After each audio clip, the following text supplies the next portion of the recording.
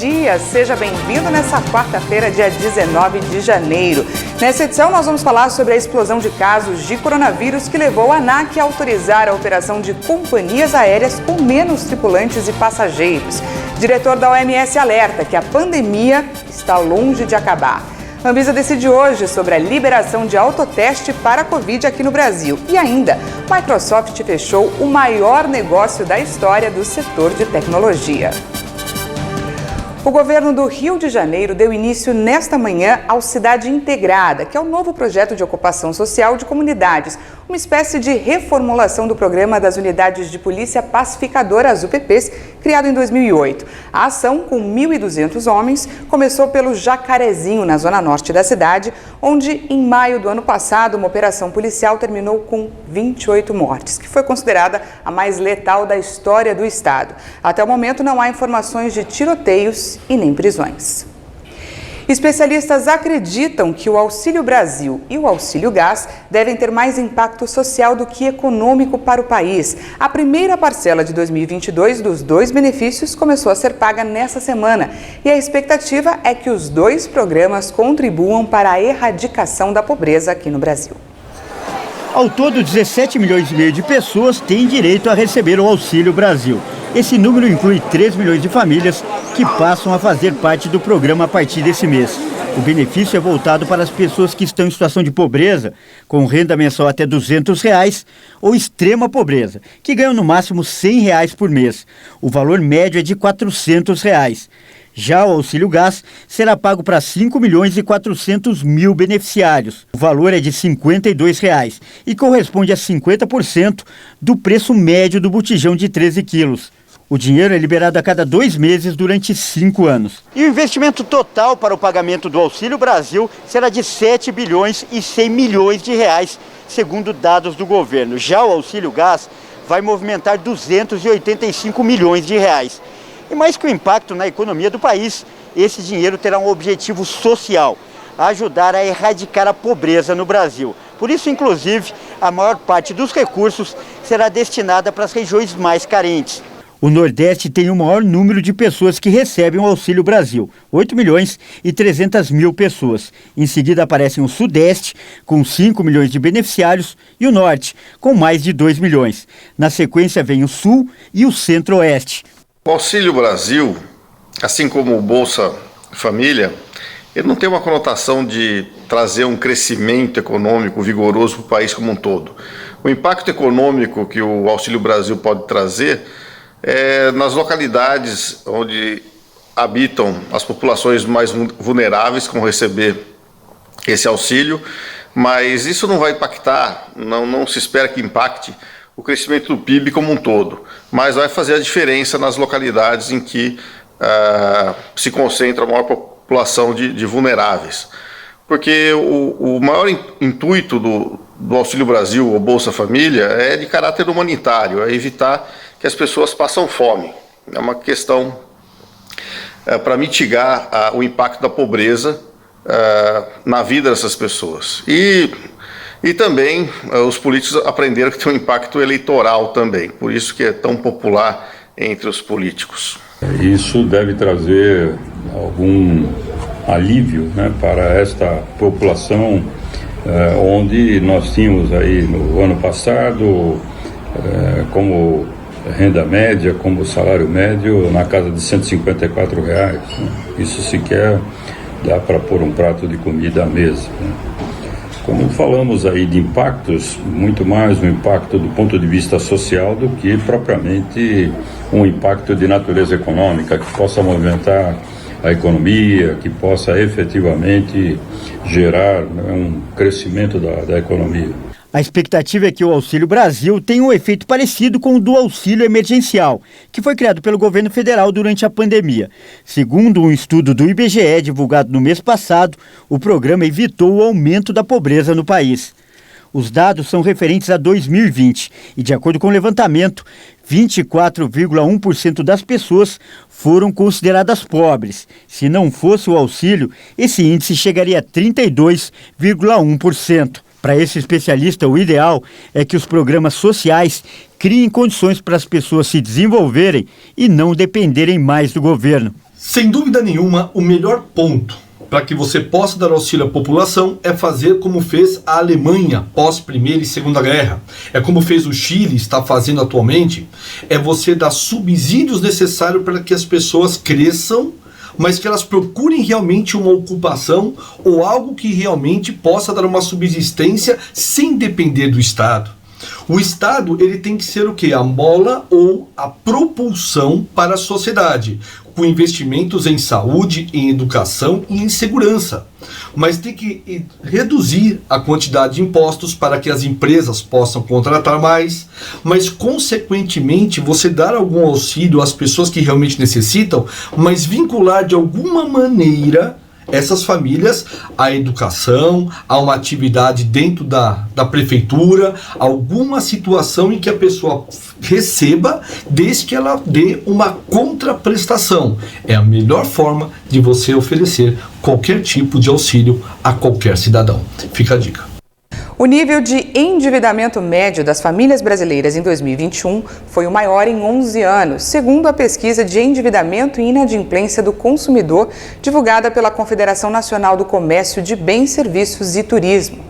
2021 apresentou o recorde do total de endividados, registrando uma média de 70,9% das famílias brasileiras, enquanto dezembro alcançou o patamar máximo histórico, com 76,3% do total de famílias, de acordo com o levantamento.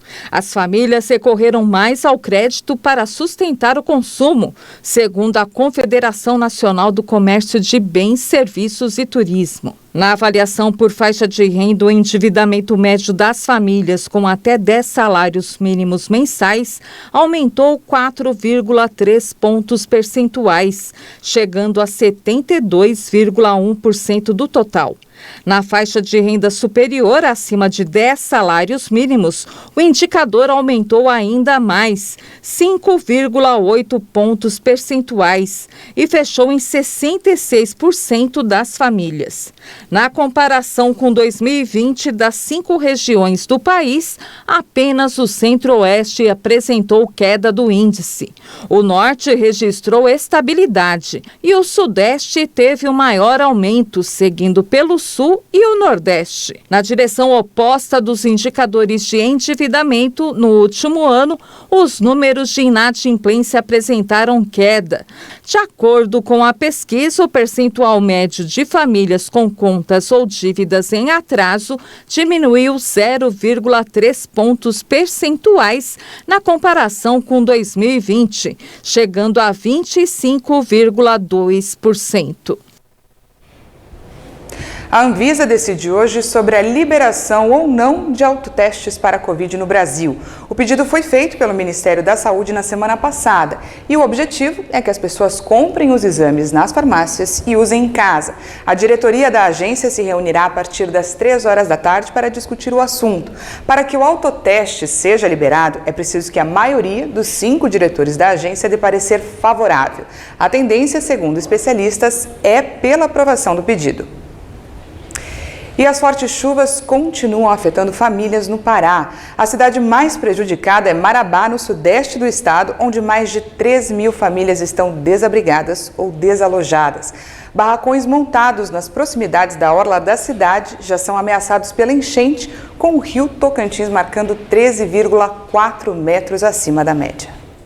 A água se aproxima cada vez mais dos locais onde as famílias tentam se abrigar e as pessoas são obrigadas a continuar procurando áreas mais distantes do alagamento. O governo do estado prometeu auxílio de R$ 1.212 que deve começar a ser pago nos próximos dias. Para receber o auxílio é preciso ter renda familiar de até 3 salários mínimos, residir em imóvel que tenha sido direta e gravemente atingido pelas fortes chuvas que causaram deslizamentos, inundações, enxurradas e alagamentos. Nesta terça-feira, militares do Exército distribuíram cerca de 150 cestas com alimentos para comunidades ribeirinhas. Em Minas Gerais, casas e comércios ficarão isentos do pagamento da conta de água e esgoto da Companhia de Saneamento do Estado, a Copasa. O anúncio foi realizado pela empresa nesta terça-feira. A medida é válida para imóveis de cidades que estão em estado de emergência ou calamidade reconhecidos pela Defesa Civil Estadual. Não será necessário que o cliente vá a uma agência, uma vez que, de acordo com a Copasa, a Defesa Civil já está realizando a avaliação e listagem dos imóveis afetados. A Companhia Energética de Minas Gerais, a CEMIG, também lançou uma campanha de negociação de dívidas para moradores das mais de 340 cidades do estado atingidas pelas chuvas nas últimas semanas. A iniciativa permite o parcelamento da conta de luz em até 12 vezes, sem juros, para clientes de casas e pequenos comércios. Depois do intervalo, a gente atualiza os números do coronavírus no Brasil e falamos também sobre o alerta do diretor da OMS sobre a pandemia, que pode estar longe do fim. Nós voltamos já.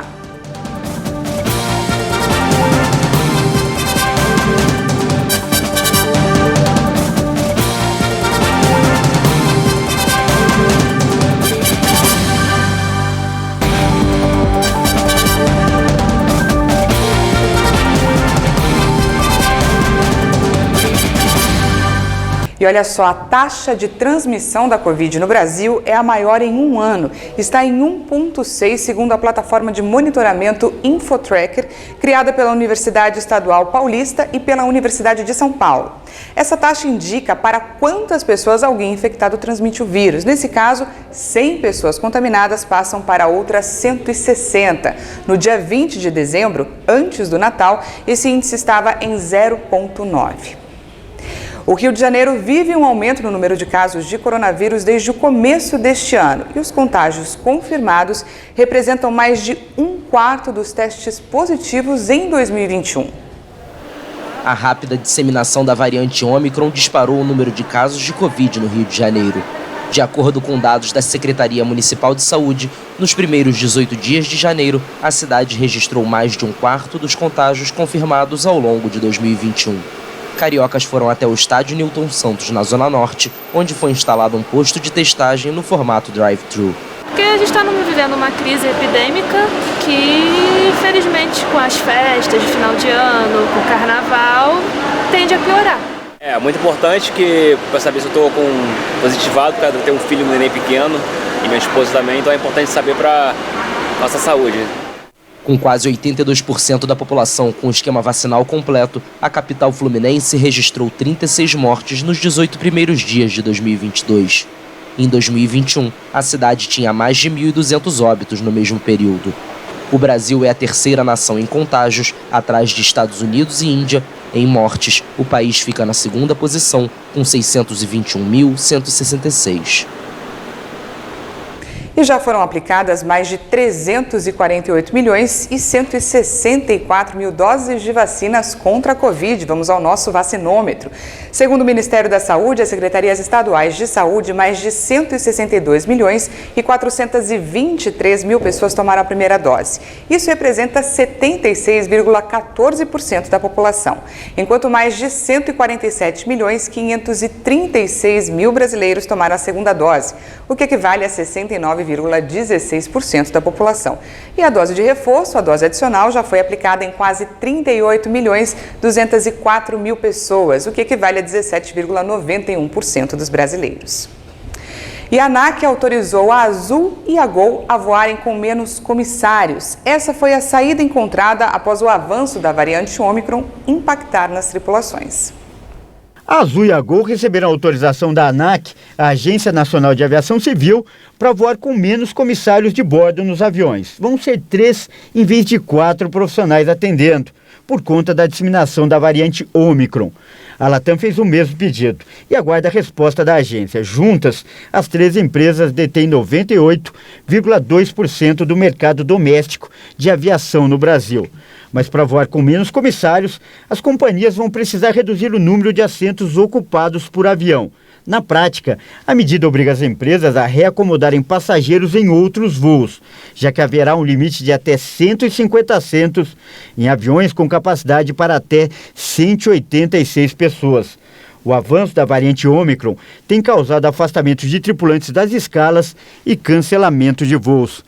Segundo a agência reguladora, as companhias terão que informar a cada 15 dias a relação de voos que tiveram redução no número de comissários, a data, a matrícula do avião, o número do voo e a hora da decolagem. As concessões têm validade até o dia 13 de março para Azul e dia 14 de março para Gol. A Latam fez o mesmo pedido e aguarda a oficialização da resposta da ANAC sobre a autorização para atuar com menos comissários. E agora uma informação de última hora, só abrindo um parênteses nesse assunto de coronavírus, sobre a ocupação da favela do Jacarezinho. Pelo menos uma pessoa foi presa até o momento. A identidade do homem ainda não foi revelada. E agora voltando, o diretor-geral da Organização Mundial da Saúde, Tedros Adhanom, alertou que a pandemia está longe de acabar. Segundo o diretor, novas variantes do vírus provavelmente surgirão. A Organização Mundial da Saúde pediu para que o planeta não baixe a guarda diante da pandemia, descartando que a variante Ômicron seja benigna. Essa pandemia está longe de acabar e, com o incrível crescimento global da Ômicron, novas variantes provavelmente surgirão. Várias organizações, como a Agência Europeia de Medicamentos ou o Ministério da Saúde suíço, consideraram que a Ômicron poderia transformar a Covid em uma doença endêmica, com a qual a humanidade terá que aprender a viver e, portanto, estaríamos mais perto do fim da pandemia. No entanto, a OMS é mais cautelosa nesse sentido. Agora não é hora de desistir da estratégia. Ouvimos dizer que muitas pessoas sugerem que a Ômicron é a última variante, que depois disso acabou. E este não é o caso, porque o vírus está circulando em um nível muito intenso em todo o mundo. A OMS disse que os casos relatados globalmente aumentaram 20% nos últimos 7 dias e que as mortes permaneceram em cerca de 45 mil por semana. A organização insistiu em seu apelo para tornar a vacina para a Covid acessível em todo o mundo, denunciando a disparidade nas taxas de imunização entre países de alta e baixa renda. A Casa Branca anunciou que fará uma reunião na próxima sexta-feira com o ministro das Relações Exteriores da Rússia em Genebra. A expectativa é garantir uma saída diplomática para a crise dos russos com a Ucrânia. A secretária de imprensa da Casa Branca, Jen Psaki, afirmou nesta terça-feira que a Rússia prepara um possível ataque contra a Ucrânia. Segundo ela, o ataque poderia ocorrer a qualquer momento. O presidente Putin criou esta crise acumulando 100 mil soldados ao longo das fronteiras da Ucrânia. Isso inclui mover forças russas para Belarus recentemente para exercícios conjuntos e realizar exercícios adicionais na fronteira leste da Ucrânia. Nossa visão é que esta é uma situação extremamente perigosa. Estamos agora em um estágio em que a Rússia pode, a qualquer momento, lançar um ataque na Ucrânia. Os Estados Unidos advertiram que avaliam todas as opções para uma resposta a Moscou.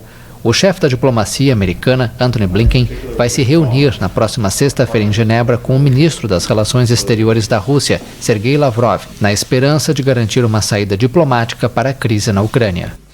A política colombo-francesa Ingrid Betancourt lançou sua pré-candidatura presidencial na Colômbia. 20 anos após ter sido feita refém por rebeldes das extintas Farc, Betancourt anunciou que vai participar da consulta eleitoral, da qual sairá o candidato de uma coligação das forças de centro. A política de 60 anos se apresenta como uma alternativa centrista em meio à disputa entre a direita no poder e a esquerda liderada pelo ex-prefeito e ex-guerrilheiro Gustavo Petro, favorito nas pesquisas. Por décadas só tivemos opções ruins, extrema-direita, extrema-esquerda. Agora é hora de ter uma boa opção, a opção do centro, a opção do coração, a opção de união e transformação de dentro. A opção do coração, a opção da união e da transformação desde dentro. O primeiro turno presidencial na Colômbia está marcado para 29 de maio.